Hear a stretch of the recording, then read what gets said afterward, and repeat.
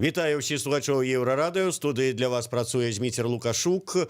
І наш сённяшні стрым, можна сказаць, такая ўжо традыцыяй становіцца. У нас у эфіры чарговы выпуск мінскага барометра. Маніторынг знешняй палітыкі і рэгіянальнай бяспекі. Гэты маніторынг, гэтую прэзентацыю мы ладзім сумесна, ці яны ладзяць сумесна з Еўрарадыё, а гэта Совет по міжнародных адносінах, мінскі дыялог. І вось у нас сёння ў студыі з этой чарговай прэзентацыяй мінскага барометра кіраўнік Совета по міжнародных адносінах мінскі дыялог Яўген Прейгерман і координатор, як там правильно называется это? Редактор гэтага самага барометра. Редактор гэтага самага барометра і назовем это так, координатор проекта «Знешняя палітыка Беларусі», Совета по міжнародных адносінах, мінскі дыялог Денис Мельянцоў. Добрый день, Денис. Добрый день. Ну і што? Пачнем з прэзентацыі менавіта. Якія там новыя даследаванні паказвае барометр? Так, пачнем з прэзентацыі. Я караценька раскажу пра вынікі гэтага замеру нашага. Нагадаю, што мінскі барометр гэта маніторынг, які ладзіцца кожныя 2 месяцы.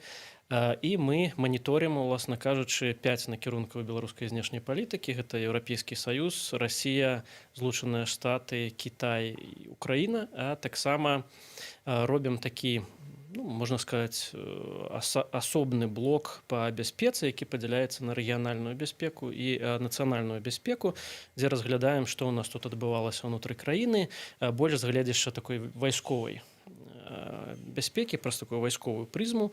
Ну і вакол Беларусі таксама маніторым там вучэнні, хто і як будуе розную вайсковую інфраструктуру вакол межаў нашай сінявокай радзімы і гэтак далей. І на выхадзе мы атрымліваем пэўныя лічбы, то бок мы кожнай падзеі прысвойваем нейкі індэкс, або плюсавы, або мінусавы, і атрымліваем такім чынам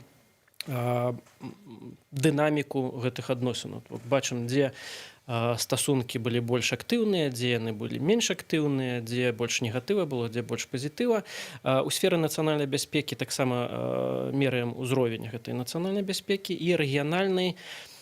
Што датычыць рэгіянальнай бяспекі, то мы там выкарыстоўваем такую турынскую шкалу, якая дазваляе паглядзець, замерыць, адлюстраваць узровень рэгіянальнай напружанасці.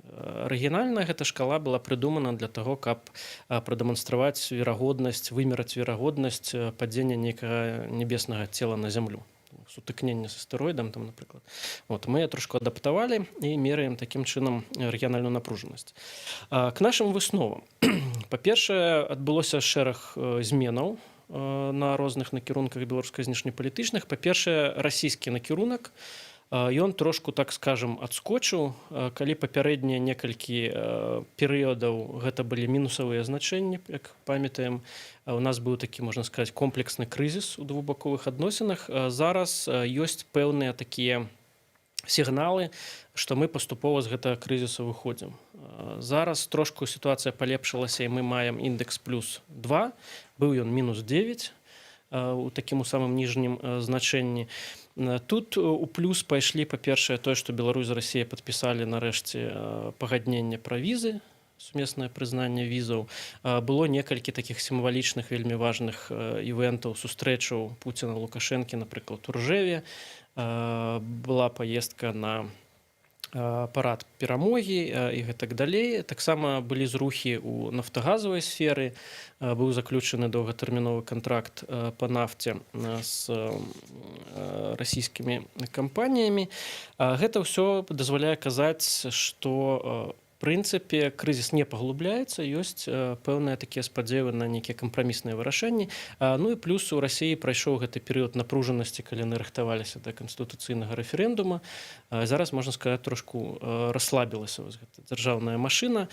Яны спрабуюць Беларусь з Расіяй наладзіць нейкім чынам больш канструктыўнае ўзаемадзеянне.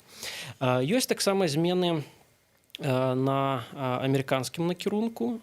Тут трошку знізілася актыўнасць з-за таго, што ўсё ж такі выбарчы перыяд ён пачынае даваць пра сабе знаць. Ёсць шмат зваротаў да беларускага кіраўніцтва з боку афіцыйнага Вашынгтона, якія ў мінску ўспрымаюцца, ну так скажем, не вельмі станоўча, часткова як нават умяшальніцтва ў ўнутраныя справы, калі з таго боку ідуць патрабаванні пра выбары, якім чынам іх праводзяць. Але тут быў вельмі вялікі плюс на амерыканскім накірунку. Гэта першая ў гісторыі танкерная пастаўка нафты, якая была абстаўлена такім чынам, што дазваляе казаць пра тое, што гэта сапраўды палітычная была падзея, а не столькі эканамічная, таму што і Пампео шмат казаў, і был асобны зварот пра тое, што загружаецца танкер з амерыканскай нафтай для Беларусі, і беларускі міністр Макей таксама вітаў гэтую падзею, і ў Клайпедзе, у порце там сустракаў і віцэ-міністр Літвы, і беларускі амбасадар, і амерыканскі амбасадар у Літве, то бок гэта падзея так вельмі моцна прагучала. Таму можам сказаць, што тут ёсць зрухі ў бок пашырэння гандлёва-эканамічнага супрацоўніцтва, і яны ж таксама і палітычныя сігналы і для Беларусі, і для, скажем так, суседзяў Беларусі. Вось. Некалькі таксама ёсць цікавых зменаў на ўкраінскім накірунку. Збольшага яны датычаць эканамічнага супрацоўніцтва. Там насамрэч вельмі добра пачуваюцца беларускія кампаніі. Там, напрыклад, МАЗ лідзіруе ў топе тых самых грузавых аўтамабіляў, таксама вельмі шмат кантрактаў на пастаўкі аўтобусаў, тралейбусаў і гэтак далей. То бок, што датычыць гандлёва-эканамічнага супрацоўніцтва, то там адносіны пайшлі вось пасля пэўнага такога ніжняга плато, яны пайшлі ўверх. З мінусаў можна адзначыць, што ёсць істотны правал у нацыянальнай бяспецы.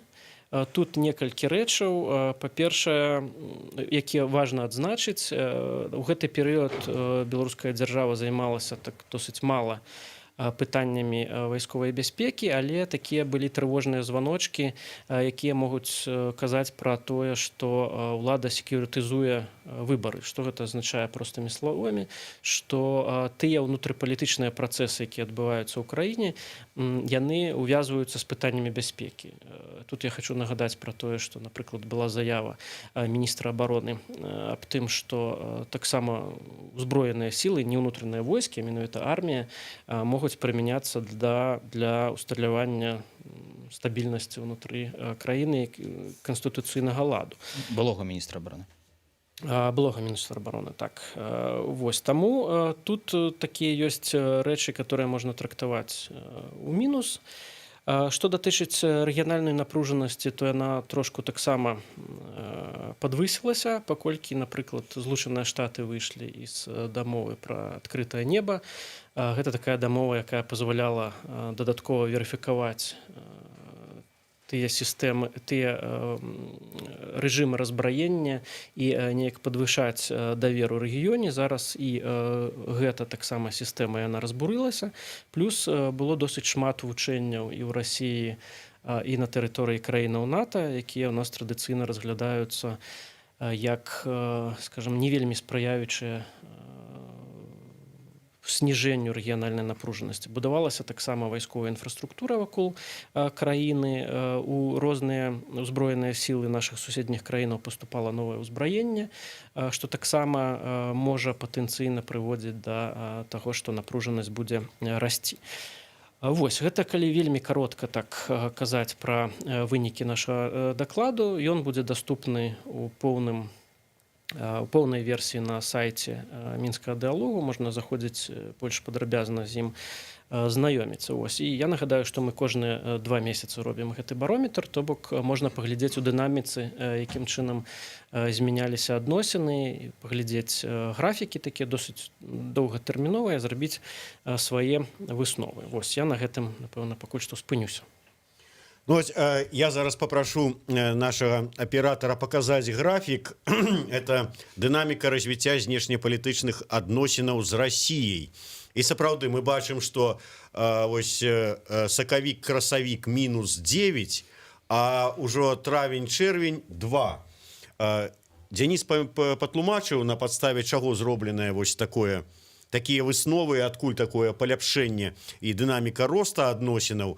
Але Я ўпершыню за ўвесь час, калі слухаў усе гэтыя маніторынгі, нешта вот перастаў давяраць гэтай вот як это называется, то есть вот ці упадзе метэарыт на зямлю, можа быть, і можна вылічыць з дапамогай вось гэтых сістэмы, а тут мы бачым, аджалі Белгазпромбанк, там нешта там пастаянна Лукашенко кажа пра руку Москвы ў беларускіх выбарах, нібыта такой пастаянны ідзе накал негатыўны адносінаў з Расіі, а по графіку мы бачым паляпшэнне. Евген, вот вам не падаецца, что это дысананс?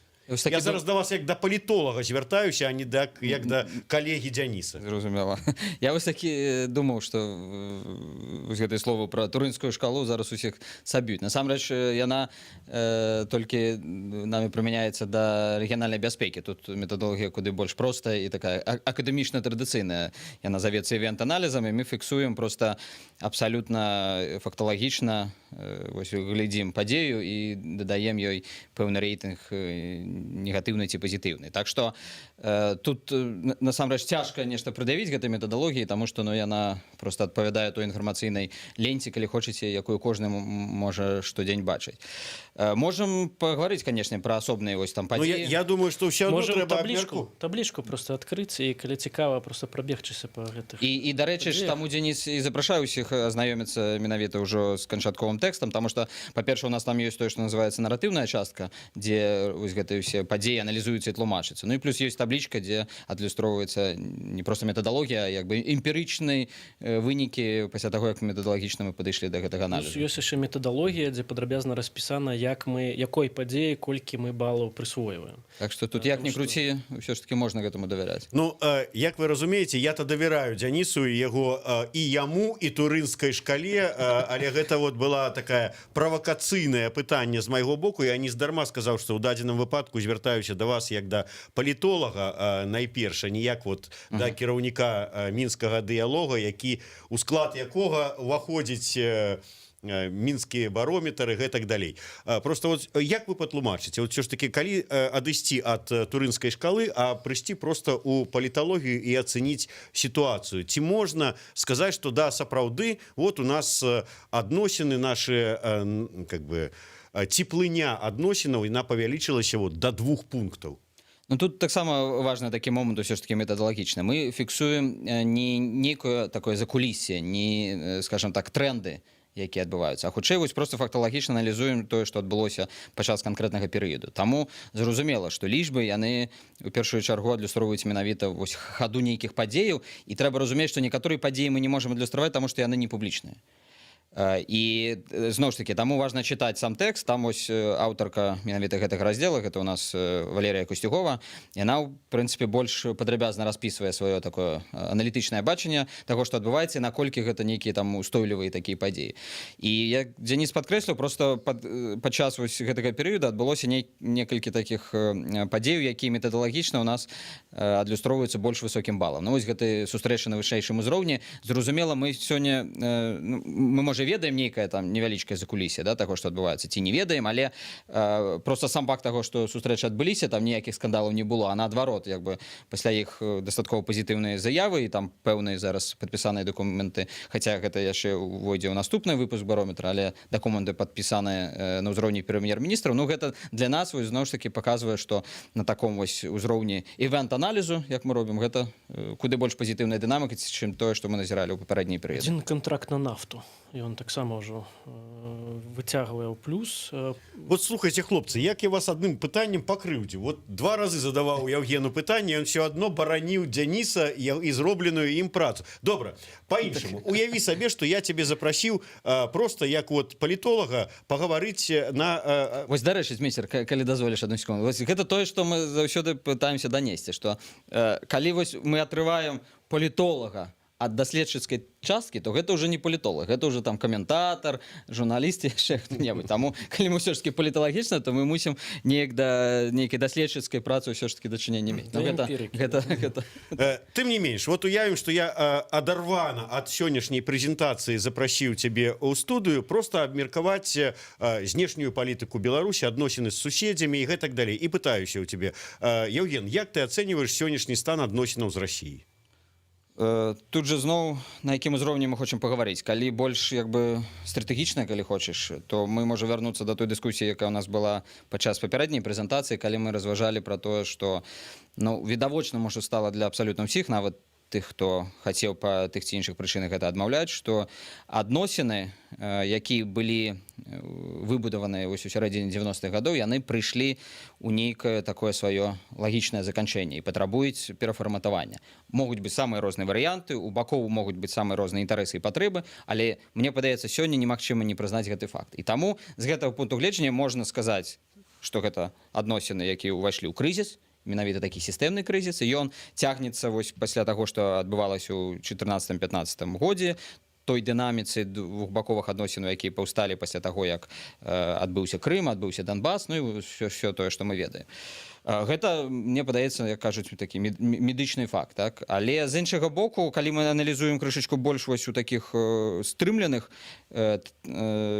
рамках, так, і глядзім там на нейкія апошнія месяцы, тыдні, то зноў ж такі, мне падаецца, мы не можам не заўважаць на тое, што у параўнанні там, скажем, папярэднімі месяцамі, калі не тое, што не размаўлялі, не было сустрэчаў, там зразумела была гэта эпідэміялагічная сітуацыя, але нават вось гэты проста хваля абвінавачвання ўся такога, яна была значна вышэй. Мы ж памятаем, што нават на ўзроўні дзяржаўных тэлеканалаў з аднаго боку і з іншага была такая пэўнай ступені вайна інфармацыйная. Зараз мы бачым, што гэты градус знізіўся, і тут, канешне, шмат цікавых пытанняў, вось той Зміцер, на што ты ўжо так ці інакш указваў нам, што, скажам, вось як ты выразіўся, аджалі Белтрансгаз, да? Зразумела, было вельмі цікава, якая будзе рэакцыя з боку Масквы. Мы бачым, што рэакцыя такая вельмі спакойная. Шмат хто не чакаў нават такой спакойнай рэакцыі. Мне падаецца, яна абсалютна як бы зразумелая, таму што тая хада прэзідэнцкай кампаніі ў Беларусі, якую мы маем, яна цалкам, як мне падаецца, адпавядае інтарэсам Крамля. І таму яму сёння зноў ж такі Крэмль, там гэта ўсе развагі, розныя башні, але так агулам, калі неяк разважаць пра нацыянальны інтарэс Расіі, то ім, канешне, дастаткова проста зараз сядзець, назіраць і як бы не ўмешвацца. Калі нейкі тут пералом будзе пазітыўны ў хадзе гэтай вось перадвыбарчай і выбарчай ужо кампаніі, то, магчыма, мы побачым нейкія іншыя дзеянні.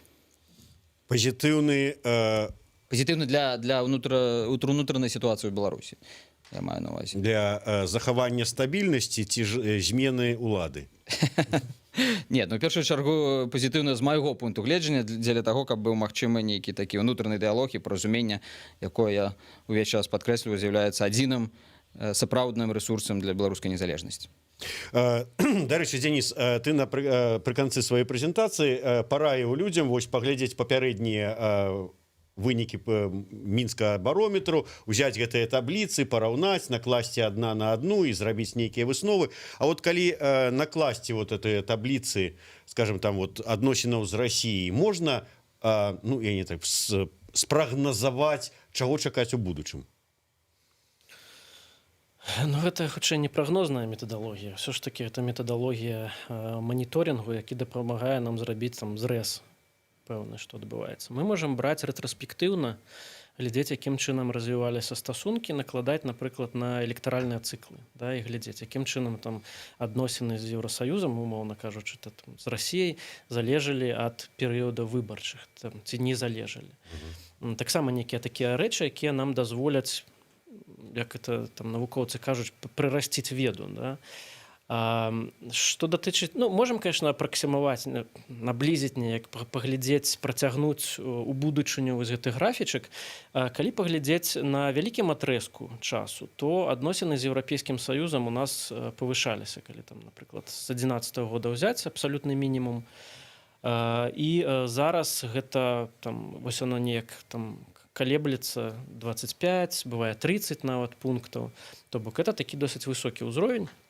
Адносіны з Расіяй, яны, калі ўзяць такі ж прамежак часу, то яны пагаршаліся. Там былі крызісы, былі нейкія там такія пікі. З аднаго боку можна сказаць, што адносіны з Расіяй найбольш рваныя, то бок там ёсць і перыёды, калі у нас там такое сяброўства, і ўсё вельмі добра, калі там падпісваюцца пагадненні інтэграцыйныя, і былі вельмі такія значныя спады, як вось мінулыя гэтыя перыёды, дзе -9 адзнака была.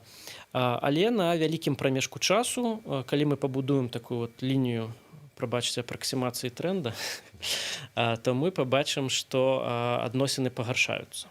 Ну вот я открыў зараз гэты графік адносінаў з Еўрапейскім Саюзам і гляжу, што на працягу апошніх паўгода атрымліваецца ўжо фактычна. Вот, здаецца, з верасня. Не, ну вот Так. с початку года ідзе аднолькавы ўзровень 25 пунктаў. Тое, што вот на адным узроўні, хай дастаткова высокі гэты ўзровень, там 25, але адно і тое ж цалкам паўгода. Пра што это сведчыць? Гэта мы там дайшлі да нейкай мяжы, гэта прыкмета таго, што нам няма пра што гаварыць, там ці мы вот не можам знайсці, куды ў якіх накірунках далей рухацца. Вот які б вот вы, як чалавек, які займаецца знешняй палітыкай, вот зрабілі з гэтага выснову? Ну, па-першае, гэта Яўген пісаў, таму ён адбываецца. Я толькі скажу тое, што насамрэч вось гэтыя 25 пунктаў гэта вельмі высокая дынаміка. Па сукупнасці, калі мы возьмем і нейкія кантакты і падзеі і заявы, то гэта хорошая дынаміка насамрэч. І нельга казаць пра тое, што Я уже сказаў, што 25, да, я згодны, это вельмі высокі такі ўзровень адносінаў, але тое, што ён ужо паўгода на адным узроўні, вот пра што это сведчыць?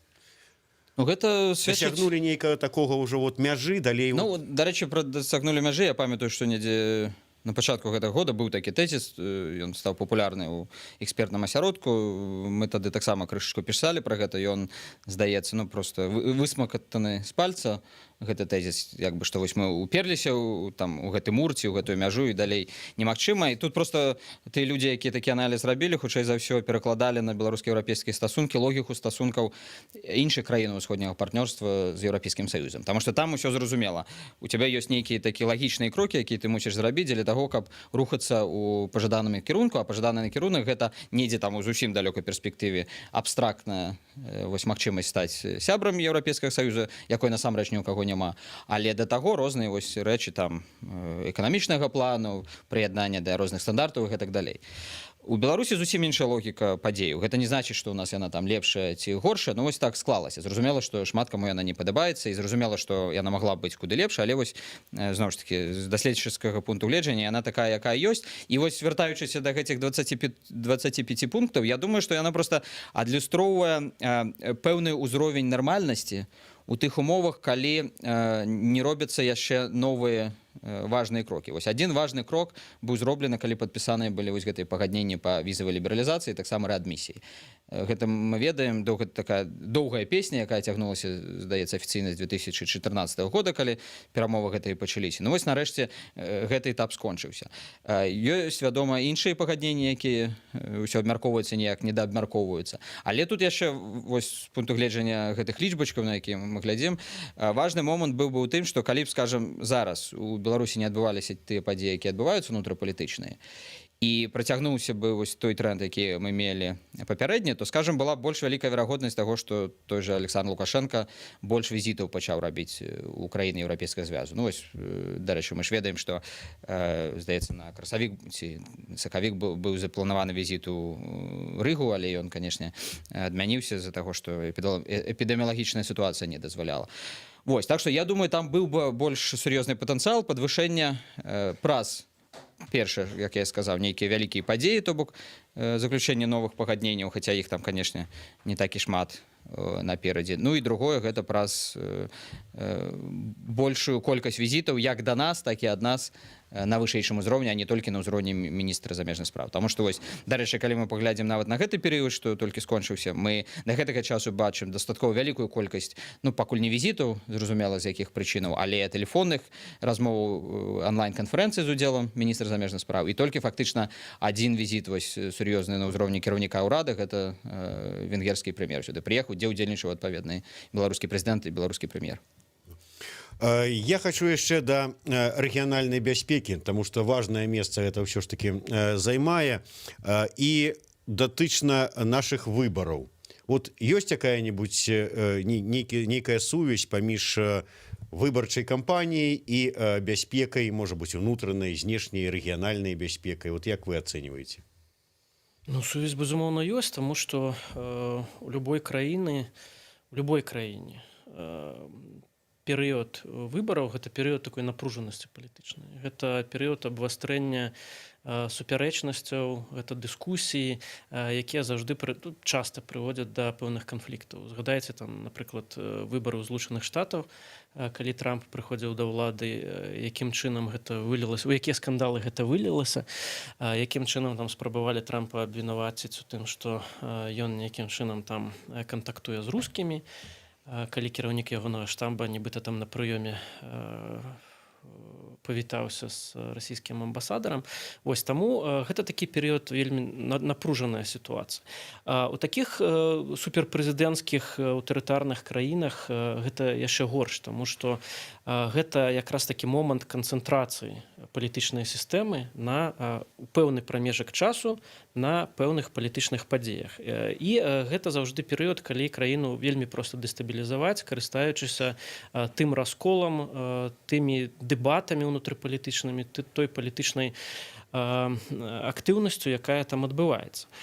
Таму, канешне, гэта час, калі і спецслужбы, і розныя сілавыя структуры, і ў тым ліку і войска, яно прыведзена, не юрыдычнай мовай, але такой палітычнай, яно прыведзена ў пэўную такую гатовасць. Яно, скажем так, чакае нават нейкіх уплываў там з-за мяжы, спрабуе іх прэвентыўна неяк прысякаць. Мы гэта бачылі якраз па рыторыцы беларускага прэзідэнта, калі сапраўды робіцца адсылка да нейкіх знешніх сілаў, якія могуць паспрабаваць прыўнесці дэстабілізацыю у беларускія выбары і ў Беларусь. Калі раней это быў збольш захад, то зараз мы бачым, што тут уже рыторыка змяняецца на нейкіх расійскіх босаў, куклаводаў і так далей. Вось таму, безумоўна, гэта пытанне бяспекі. Іншая справа, што наколькі ёсць такі тэрмін у навуцы пра бяспеку, як секюрытызацыя, гэта калі спрабуюць нейкія пытанні не бяспекавыя прадэманстраваць, што сапраўды яны ўплываюць на нацыянальную бяспеку. Памятаеце, у нас неяк была такая малочная вайна з Расіяй, і от я вельмі хутка, я там пісаў адмысловы тэкст пра секюрытызацыю малака. Ось, я спрабавалі прадэманстраваць як сапраўдную такую вайну, якая можа паўплываць на беларускую бяспеку. І, адпаведна, тут беларускае кіраўніцтва спрабуе таксама прадэманстраваць вось тыя пагрозы, якія уяўныя ці неуяўныя, якія вакол Беларусі зараз ёсць, як пытанні такой жорсткай бяспекі. Не выклікаў нейкіх палітычнага кшталту, а там умяшальніцтва вельмі жорсткага ў выбарчую кампанію. А нават да таго, што кажуць пра тое, што можа быць там войска прымененае для таго, каб стабілізаваць сітуацыю. Вось, таму, безумоўна, сувязь ёсць. І тут, калі я магу дадаць некалькі словаў. Дарэчы, вось мне падаецца, вось гэты барометр, ён быў бы вельмі карысны для ўсіх, не проста там, тых, хто з'яўляецца ці не з'яўляецца, але называецца экспертамі, але агулам зараз палітызаванае такае грамадства у нас, усе разважаюць. Не ў тым плане, што, канешне, я маю нейкі спадзеў, што шырокія грамадскія колы прачытаюць гэты прадукт, але проста вось такі важны тэзіс. Калі мы комплексна глядзім на гэтай перыяды і ў тым ліку на сітуацыю рэгіянальнай бяспецы, яна нам дае разуменне, што мы ж не жывем у нейкім такім палітычным і інфармацыйным вакууме. А калі мы паглядзім на большай дыскусіі, якія вядуцца ў нас, асабліва там у сацыяльных сетках і ў сродках масавай інфармацыі, мне так падаецца, што шмат хто з людзей з абодвух бакоў з гэтых барыкадаў, яны як быццам уяўляюць сабе, што мы жывем зноў там недзе напрыканцы 90-х гадоў, калі знешнія умовы яны стабільныя, больш-менш зразумела, чаго хто чакае, якія інтарэсы, якія там пажаданні ў розных гульцоў. І вось мы як бы з улікам проста гэтай стабільнасці тут варушым тое, што хочам, і нават не мусім клапаціцца пра тое, як вось гэтыя знешнія умовы нас будуць адбівацца.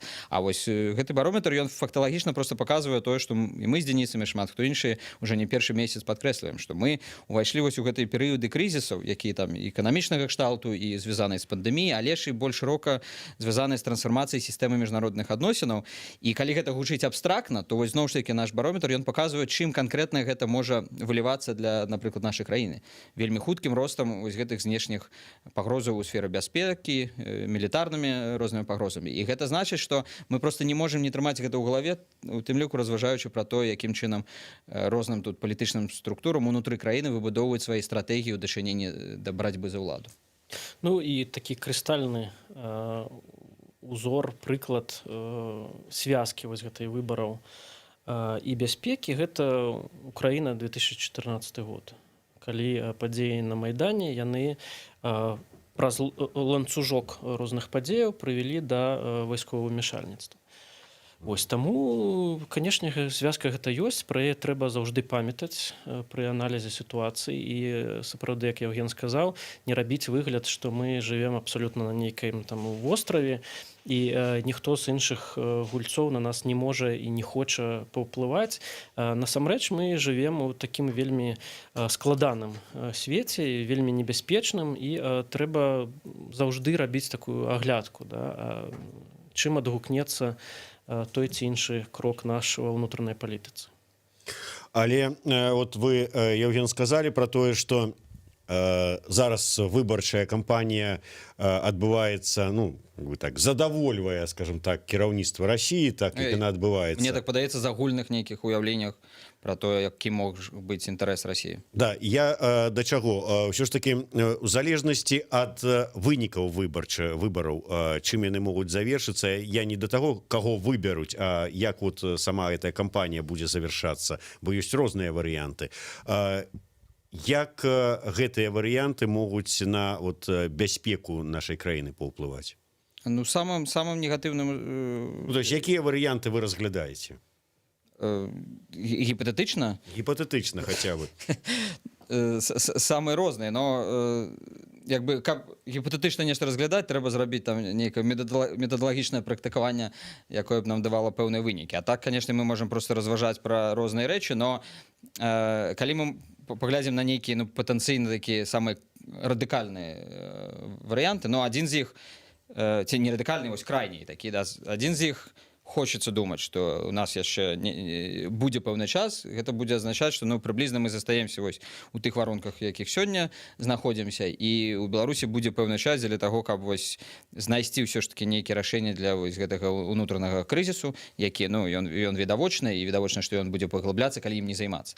Іншая скрайняя магчымасць — гэта калі, не дай Бог, тут адбываецца нешта зусім жудасна, недзе там ці ў дзень выбараў, ці, ну, карацей, гэта можа адбыцца, калі хочаце. Але так ці інакш, конечно, гэта можа быць звязана вось той напружанасцю унутрапалітычнай, якую мы сёння маем.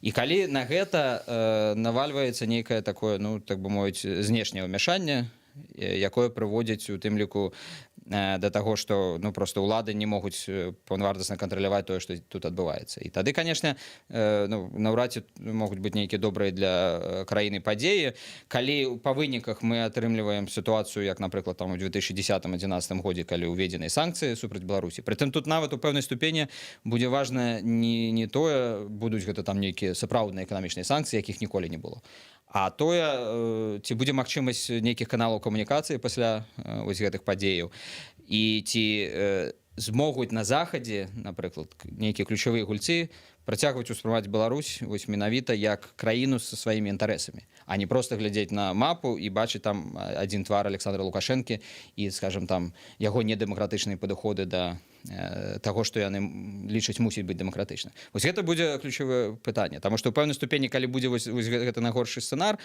то мы можам апынуцца ў сітуацыі, калі няма камунікацыі з захадам, калі ёсць абсалютна зразумелыя патрабаванні з боку Масквы. Я тут не кажу нават нейкім негатыўным ключэй, просто трэба прыняць за факт, што Расія вось яна такая, якая яна ёсць, яна бачыць свет, так яна яго бачыць, і яна дзейнічае, заходзячы са сваіх, а не нашых інтарэсаў. Гэта зразумела. Еўразвяз таксама дзейнічае, заходзячы са сваіх інтарэсаў. Але просто яны розніцы, гэты інтарэс. І вось калі мы застаемся, так бы мовіць, сам-насам з гэтымі вялікімі інтарэсамі Расіі, і мы не можам адстойваць тыя аргументы, якія адстойваліся на працягу апошніх 5-6 год, ну таксама для бяспекі і нашай рэгіянальнай гэта велізарны мінус. Просто уявіць сабе, я не кажу, што гэта абавязкова адбудзецца і што расійскае кіраўніцтва будзе просто дабіваць там, каб атрымаць тут базу на нашай тэрыторыі, але калі просто уявіць, што такая база тут з'яўляецца, ну то гэта, конечно, ставіць крыж патэнцыйна на шмат якіх манеўрах, якія ў Беларусі былі. Гэта велізарны выклік для Украіны, таму што мы можам доўга спрачацца наконт таго, там, ці ўспрымалі нейкія украінскія эксперты, якія выказваюцца публічна Беларусі як там самастойнага гульца, шмат хто з іх казаў, ой, мы там не верам, але мы таксама бачым вельмі канкрэтна, у тым ліку па дадзеных нашага моніторынгу, як гэта ўсё ўспрымалася кіраўніцтвам Украіны і папярэднім Парашэнкам і цяпер Зеленскім. І гэта велізарны фактар бяспекі для Украіны, тое, што Беларусь заняла вось гэтую пазіцыю пазіцыю сітуацыйнага нейтралітэта, як Дзеніс у свой час кваліфікаваў гэтую пазіцыю. І калі гэтага не будзе, то бок гэта выклік для Украіны, і гэта адначасова выклік для ўсіх вось гэтых краінаў Балты і Польшы. І тады як бы па ланцужку атрымліваецца, што аргумент той жа Польшы, што ёй патрэбны натаўскія, амерыканскія, у першую чаргу, войскі на сваёй тэрыторыі, прытым у такім у сур'ёзнай колькасці, і не на ратацыйнай аснове, як цяпер, а перманентна, то ён ужо проста набывае абсалютна іншую якасць. І тады і ў Злучаных Штатах Амерыкі, калі да гэтага часу шмат хто, у тым ліку з вышэйшага ваеннага кіраўніцтва, казаў, што не, гэта будзе дадатковы шаг да дэстабілізацыі, таму што ёсць, прынамсі, Беларусь, якая ўсё ж такі як бы кантралюе вось гэтую сітуацыю, не дапускае там нейкіх расійскіх войскаў на сваю тэрыторыю. Так вось, калі Беларусь дапускае, ну, адпаведна, мы можам атрымаць там яшчэ большы штуршок да таго, што, зноў ж такі, навукоўцы завуць дылемай бяспекі, якая ў выніку просто можа прывесці да велізарнейшай эскалацыі тут у рэгіёне. Я не кажу там маштабаў такіх, якія былі падчас халоднай вайны, ўсё ж такі эпіцэнтр вось гэтага супрацьстаяння, ён так ці інакш перамяшчаецца з усходняй і цэнтральнай Еўропы ў Азію, але тым не менш і тут мы можам мець вельмі сур'ёзныя праблемы. Калі слухаць Яўгена, то атрымліваецца, што ўсе вакол зацікаўленыя ў тым, каб, ну, найперш Беларусь заставалася суверэннай і незалежнай дзяржавай. Ці не атрымаецца па выніку, што як бы не прайшлі выбары, то, можа быць, разумеючы гэты факт, з таго ж самага захаду там і пакажуць вось так пальчыкам Лукашэнку, але скажуць, ну, сыходзячы з рэал палітыка і неабходнасці захавання незалежнасці, как бы мы прымем тое, што ёсць. Ну, это адзін з фактараў.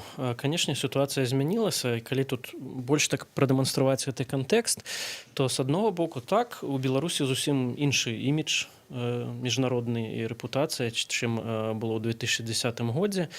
Што бы там не казалі розныя, скажем так, злапыхацелі, Беларусь ўсё-такі ўспрымаецца зараз на захадзе як краіна, якая даказала, што ёсць свае ўласныя нацыянальныя інтарэсы, яны іншыя, чым у Крамлі. І Беларусь, хай сабе там не міратворец узроўні Швейцарыі ці там іншых краінаў, але тым не менш краіна, якая у міжнароднай практыцы, гэта называецца добрыя паслугі, якая выконвае гэтую місію, прынамсі прадастаўлення пляцоўкі для перамоваў па ўкраіне. Другі момант гэта тое, што на захадзе стары падыход і стратэгія на змену рэжымаў і на дэмакратызацыю, ён ўжо адышоў у мінулае. І пасля Украіны, і пасля арабскай весны таксама стала зразумела, што гэта можа прывесці да не вельмі добрых наступстваў. Трэба вось гэтымі механізмамі рэвалюцыяў карыстацца вельмі асцярожна, каб самому не было потым мучительно больно, што называецца. Трэці момант гэта тое, што і ў Злучаных Штатах, і ў Еўрапейскім Саюзе ёсць столькі праблем сваіх уласных, там амерыканцы пражываюць сваю выбарчую кампанію, там эпідэміялагічная сітуацыя таксама ведаеце, якая. Еўрапейскі Саюз тое ж самае, таму, скажем так, звяртаць увагу так, як яны звярталі ўвагу на Беларусь раней, ім ужо таксама не выпадае. Хаця тут яшчэ я б дадаў адну рэч. Вось калі мы нават паглядзім зараз ці паслухаем, што кажуць тыя ж еўрадэпутаты ці нейкія іншыя палітыкі, якія ўжо пачынаюць неяк публічна абмяркоўваць Беларусь, то яны кажуць пра дзве рэчы. Першае, вось гэта тое, што акрэсліў Дзеніс, геастратэгічныя інтарэсы гэтых краінаў, і тое, што суверэнітэт Беларусі адпавядае гэтым інтарэсам, яны вельмі будуць асцярожна падыходзіць для таго, каб, ну, не прывесці да той сітуацыі, калі мы тут застаемся, так бы мовіць, па-простаму сам-насам з Расіяй. Але іншае, гэта вось да пытання пра правы чалавека, што яны кажуць, і мне падаецца, гэта проста відавочна, і пра гэта трэба казаць, што ўжо ж ёсць колькі гадоў гэтага досведу, так бы мовіць, прасоўвання правоў чалавека і дэмакратыі звонку ў дачыненні ад Беларусі. І зноў ж такі, вось калі б нехта зрабіў такі там маніторынг ці аналіз сталту нашага мінскага барометра, але проста у дачыненні вось да гэтых пытанняў і факталагічна паглядзеў, наколькі спробы знешняга прасоўвання правоў чалавека і дэмакратыі, простыя механізмы, якія раней ужываліся, яны сапраўды адбіваліся пазітыўна тут у краіне, то ну я просто гатовы як бы там паставіць, што хочаце, каньяк ці яшчэ іншае, што няма факталагічнага пацверджання, таму што тыя дзеянні, якія былі раней, яны вядуць да паляпшэння сітуацыі з правамі чалавека. І Беларусь тут не выключэнне. Паглядзіце на вялікую колькасць іншых краінаў. Я нават магу вам сказаць крамольную рэч яшчэ большую, што на маю думку, вось тое, што мы сёння назіраем у краіне, да, тое, што некаторыя, як мне падаецца, залішне хутка інтэрпрэтавалі, як тут пэўныя сур'ёзныя грамадскія змены ў настроях і, галоўна, магчымасці, не магчымасць, а жаданне людзей пераходзіць да нейкага палітычнага дзеяння. Так вось, усё гэта з'яўляецца вынікам той палітыкі лібералізацыі, нармалізацыі адносінаў з захадам, якая назіралася апошнія гады. Я зараз скажу рэчы, якія, напэўна, людзі, што ўвесь час аргументавалі, што не трэба там адчыняцца на захад, не трэба супрацоўнічаць. Яны зараз выкарыстаюць і скажуць: вось, мы ж вам казалі. Вы сказали, але насамрэч, ну, не это гнілы ты захад, вот вінаваты, прывёў да гэтых вось вулічных беспарадкаў. Менавіта таму, што была камунікацыя з захадам, а не санкцыі і абмежаванні нейкія, якія прыводзілі і да таго, што тут унутры краіны больш ліберальныя працэсы адбываліся. Проста не бачыць гэтага, не разумець гэтага, ну гэта зноў ж такі, ну трэба быць ці проста зацікаўленым, ці... Я яшчэ, каб не забылася думка, я падзабылася ўжо троху, але я рабіў калісьці на працягу шмат такіх гадоў, выступаў на розных канферэнцыях, рабіў такі графічык, які сумаваў усе палітычна матываваныя затрыманні і арышты там па месяцах і паказваў залежнасць ад таго, калі адбываецца нармалізацыя адносінаў з захадам, а калі уводзяцца там санкцыі або нейкія такія перыёды пахаладання. Так вось атрымліваецца, што вот як Евген сказаў, што якраз такі ў тыя перыёды, калі адбываецца паляпшэнне там нармалізацыя, як хочаце гэта назавіце, адносінаў з захадам, заўжды колькасць вось гэтых палітычна матываваных там рэпрэсіяў, назовем іх, супраць ліберальнага грамадства, яно зніжаецца. І наадварот, калі толькі ў нас пахаладанне з захадам, яно вельмі моцна падвышаецца. І тут я таксама скажу такую рэч, напэўна, ну, не вельмі відавочную, што насамрэч вось гэтыя санкцыі і такі нахрапісты падыход з боку захаду, ён прыводзіць да контрпрадуктыўных абсалютна рэчаў. Простымі словамі скажу такім чынам, што калі памятаеце, там Салану, былому генсеку НАТО, удавалася дамовіцца там непасрэдна з беларускім кіраўніцтвам пра нешта, то палітычныя зняволеныя вызваляліся вельмі хутка. Калі ўводзіліся санкцыі, то беларускае кіраўніцтва ішло на прынцып і казала, што не, мы незалежная краіна, ніхто не можа нам дыктаваць нейкія нашы ўнутраныя паводзіны звонкі, і адпаведна тыя людзі, якія маглі выйсці вельмі хутка, яны сядзелі амаль што ўсе свае тэрміны.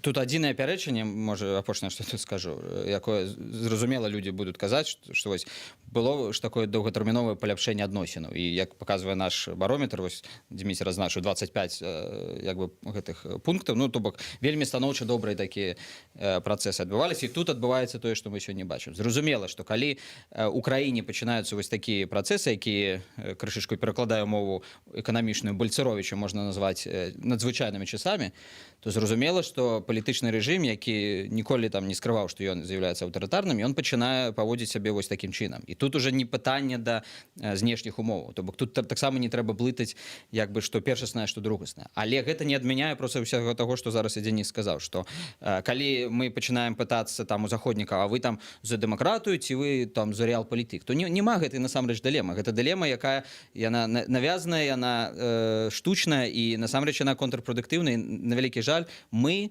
грамадзяне Беларусі, вось ніхто іншы за 20 гадоў гэта на сабе проста адчуваю. Атрымліваецца, вот я зрабіў для сябе такую выснову, што ёсць такая месседж накіроўвае мінскі дыялог, вот Дзяніс Мельянцоў і кіраўнік Савета па міжнародных справах мінскі дыялог Евген Прыгерман заходнім усім палітыкам. Не хочаце, каб у Беларусі было яшчэ горш, пашыраліся палітычныя і розныя іншыя рэпрэсіі, не ўводзьце ніякіх санкцый.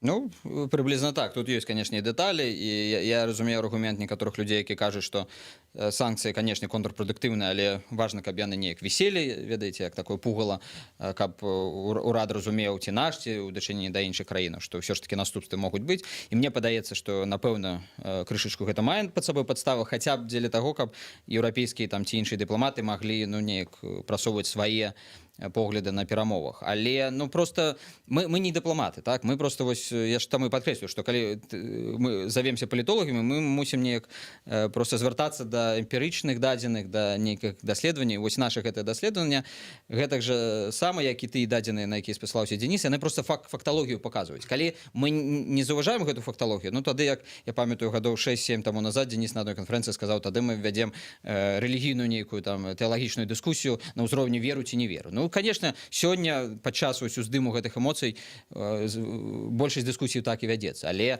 калі мы ўсё ж таки хочам ну неяк прафесійна на гэта глядзець, ну то вось дадзеныя. Я разумею, але вот просто на заканчэнне просто ваше цікавае меркаванне. Я уже зараз апошнімі днямі не один раз чуў ад прадстаўнікоў нават штабоў пэўных палітыкаў, якія казалі, што трэба выходзіць на заходніх палітыкаў з прапановай, каб уводзіліся персанальныя візавыя санкцыі на чальцоў там участковых, тэрытарыяльных выбарчых камісій, якія займаюцца там фальсіфікацыямі і гэтак далей, таму што па іх віне вот адбываецца тое, што адбываецца з выбарамі. Зараз, калі вас паслухаюць еўрапейскія палітыкі, скажуць, да, у прынцыпе, яны правыя, любыя санкцыі прывядуць толькі да пагаршэння і адносінаў з краінай і сітуацыі ўнутры той же самай Беларусі. Таму не трэба ніякіх нават візавых персанальных там санкцый. І атрымліваецца, што людзі, якія вот зараз можа быць нешта не тое, мы просто мяркуем, со свечкой не стояли, за руку не зловили, але тым не менш любы чалавек можа сказаць, что я гэта могу зрабіць, тут подкинуть там по пару тэчку там 100 бюллетеняў, там нешта там лічбу перапісаць, так як вот мне там зверху позвонили, сказали, и мне все одно за это нічога не будзе. Дміцер, калі б мы ў першы раз вось вялі такую дыскусію, я б, напэўна, пагадзіўся, і мы пачалі тут разважаць. Як адзін амерыканскі прэзідэнт казаў, дайце мне эканаміста з адной рукой. Ну, тое ж самае мы казалі з аднаго боку, з іншага боку. Але мы ўжо 20 год маем гэтую сітуацыю. Вось тое, пра што ты кажаш, гэта адзін у адзін тое, што адбывалася пасля выбараў 2010 года. Ну, мы нават памятаем тыя трагікамічныя гісторыі, якія там былі, калі памерлыя людзі уключаліся ў гэтай спісы. Но самае галоўнае нават не ў гэтым. Ці прывяло гэта да змены паводзін тых конкретных людзей, супраць якіх былі введзены санкцыі. Ці прывяло гэта да змены паводзінаў тых іншых людзей, якія не былі ў гэтых санкцыйных лістах, але рабілі тое ж самае ў 2015 годзе, ці робяць зараз? Ну, адказ жа здаецца. Больш за тое, яны падалі ў суды, і некаторыя з іх выйгралі. Іх выключылі з гэтага спісу. Таму тут, ну, па-першае, трэба гэта даказаць. Да? Еўрапейскі бок таксама ўжо зразумеў, што проста туды устаўляць людзей, якіх там нейкія прадстаўнікі апазіцыі ці нейкіх штабоў сказалі, што вось это тыя людзі, якія мусяць патрапіць пад санкцыі, ну таксама можна страціць на гэтым твар, што сапраўды там чыш падае ў суд і выйгравае.